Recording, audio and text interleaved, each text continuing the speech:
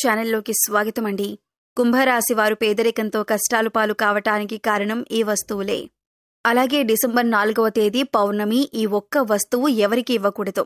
అలాగే మనం ఎవరి దగ్గర కూడా తీసుకోకూడదు. అలాగే ఈ వస్తువు ఒకవేళ మీరు గనుక ఇచ్చారంటే మాత్రం మీ జీవితం పూర్తిగా నరకంగా మారిపోతుంది. పేదరికాన్ని అనుభవిస్తారు. అలాగే ఈ రాశివారు ఎటువంటి వస్తువులను ఇంట్లో ఉంచుకోకూడదు. ఏ దేవతారాధన ఈ రాశివారికి శుభ ఫలితాలనిస్తుంది? ఇటువంటి విషయాలన్నీ కూడా ఇప్పుడు వీడియోలో మనం వివరంగా తెలుసుకుందాం.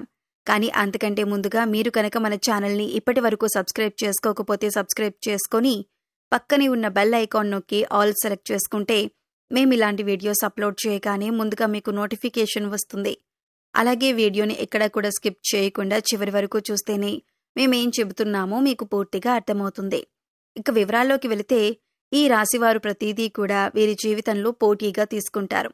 అలాగే ఈ రాశివారి జాతకం పరిశీలించినట్లయితే కనుక వ్యాపారంలో చక్కగా రాణించే అవకాశాలైతే ఈ రాశివారికి ఎక్కువగా ఉన్నాయి. వీరి ఆలోచనలను ఎవరితోనూ కూడా వీరు పంచుకోరు. ఇక ఈ రాశివారు ఉద్యోగ జీవితంలో కూడా అంచులంచెలుగా అభివృద్ధి చెందుతారు. సొంతవారు లేదా తెలిసిన వారు వీరిని మోసం చేసే అవకాశాలు వీరి జీవితంలో కనిపిస్తున్నాయి. అది దగ్గర స్నేహితులు కావచ్చు, ప్రాణమిత్రులు కావచ్చు, లేదా చుట్టుపక్కల వారు కానీ, బంధువులు కానీ, ఈ విధంగా ఎవరైనా సరే వీరి పట్ల వీరి జీవితంలో కోలుకులేని దెబ్బతీసే అవకాశం ఉంటుంది. ఈ రాశివారు వీళ్ళని నమ్మి మోసపోవటం అనేది ఖచ్చితంగా జరుగుతుంది.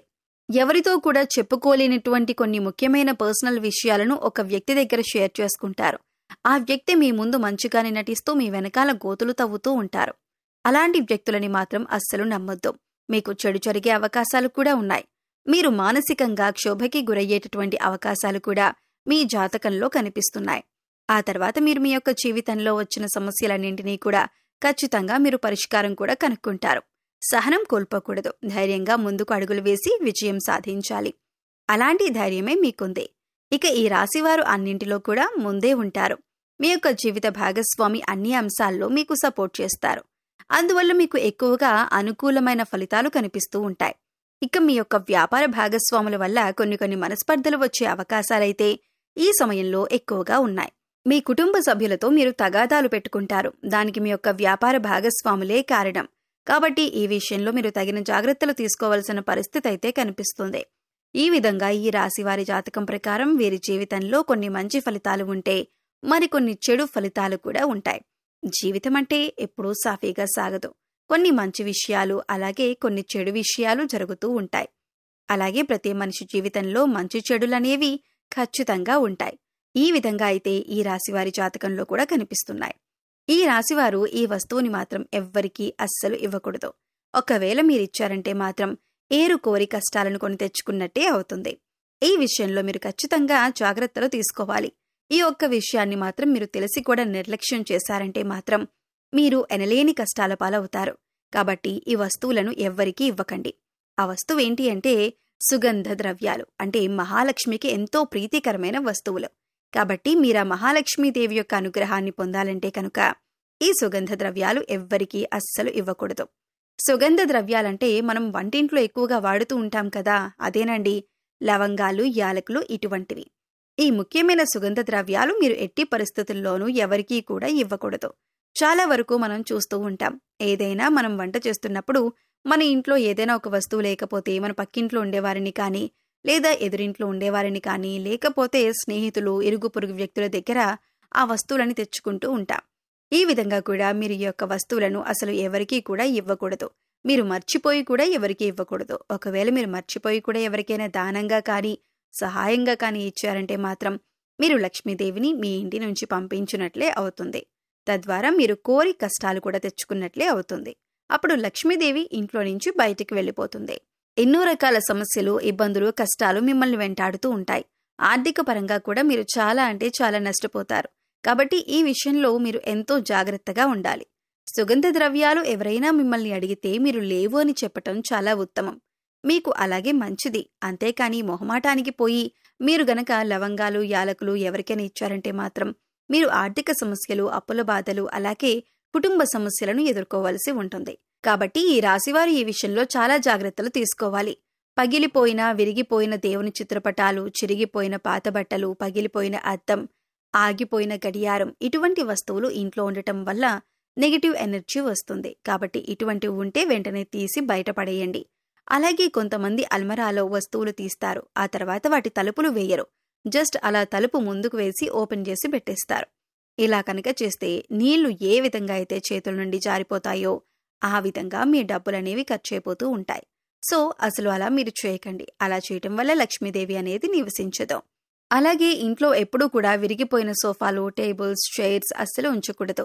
అలా ఉంచటం వల్ల ఎప్పుడూ కూడా మీ ఇంట్లో దరిద్రాన్ని ఎక్కువగా చూస్తూ ఉంటారు. అటువంటి వస్తువులు ఇంట్లో ఉంచకూడదు. ఇలాంటివి ఏమైనా ఉంటే వాటిని తీసి పడేయండి. అలాగే విరిగిపోయిన వాటిని వెంటనే మార్చేయాలి. ఎందుకంటే ఇలాంటి విరిగిపోయిన వస్తువులు ఇంట్లో ఉండటం వల్ల నెగిటివ్ ఎనర్జీ అనేది ఎక్కువగా లాక్కుంటూ ఉంటుంది. అందువల్ల మనకి ఇంట్లో ఎప్పుడూ ఏదో ఒక సమస్య వస్తూనే ఉంటుంది. మనం ఇటువంటి వాటి గురించి ఎక్కువగా ఆలోచించాం, కానీ వాటి వల్లనే ఇంట్లో నెగిటివ్ ఎనర్జీ అనేది ఎక్కువగా ఉంటుంది. సో విరిగిపోయినవి ఏవైనా ఉంటే వెంటనే వాటిని మార్చుకుంటే సరిపోతుంది. అలాగే ఆగిపోయిన గడియారం అనేది ఏదైతే ఉంటుందో అటువంటి గడియారాన్ని అస్సలు ఇంట్లో ఉంచకూడదు. వెంటనే వాటిని బాగు చేయించుకోవాలి. ఆగిపోయిన గడియారం అంటే సాక్షాత్తు మన లైఫ్ని మనం స్టాప్ చేసుకున్న వాళ్ళం అవుతాం. అలాగే మన ఇంటిని కూడా నీట్గా, ఎటువంటి బూజులు లేకుండా, దుర్వాసన లేకుండా పరిశుభ్రంగా ఉంచుకోవాలి. మేం చెప్పినటువంటి జాగ్రత్తలు కనుక మీరు తీసుకుంటే మీ ఇంట్లో మీకే తెలియకుండా ఎంతో ఎక్కువగా పాజిటివ్ వైబ్స్ అనేవి స్టార్ట్ అవుతాయి. తద్వారా మీ ఇంట్లో ఉన్న నెగిటివ్ ఎనర్జీ అనేది కూడా తగ్గిపోతుంది. అందుకని ఇంట్లో విరిగిపోయిన వస్తువులు కానీ, పగిలిపోయిన వస్తువులు కానీ, గాజు వస్తువులు కానీ, ఆగిపోయిన గడియారం కానీ ఇవన్నీ కూడా మీకు కొన్ని సూచనలు అనేవి ఇస్తూ ఉంటాయి. వాటి వల్ల నెగిటివ్ ఎనర్జీ అనేది వస్తుంది. అది మీరు గమనించండి. అలాగే సుగంధ ద్రవ్యాలు మాత్రం ఖచ్చితంగా ఎవ్వరికీ ఇవ్వకండి. అలాగే కొన్ని వస్తువులు ఉప్పు, చింతపండు, పచ్చిమిర్చి, నూనె ఇవన్నీ కూడా మీరు చేతికి మాత్రం అస్సలు ఇవ్వకూడదు. మరిన్ని యోగవంతమైన ఫలితాలు మీరు పొందటానికి మీకు వీలైనంతలో దాన ధర్మాలు చేయటానికి ప్రయత్నించండి. అలాగే గోసేవ చేయండి. మూగజీవాలకు, పశుపక్షాదులకు తాగటానికి నీరు, తినటానికి ఆహారాన్ని ఏర్పాటు చేస్తే గత జన్మలో మీరు తెలిసి తెలియక చేసిన పాపకర్మల యొక్క దుష్ఫలితాలు తొలగిపోతాయి.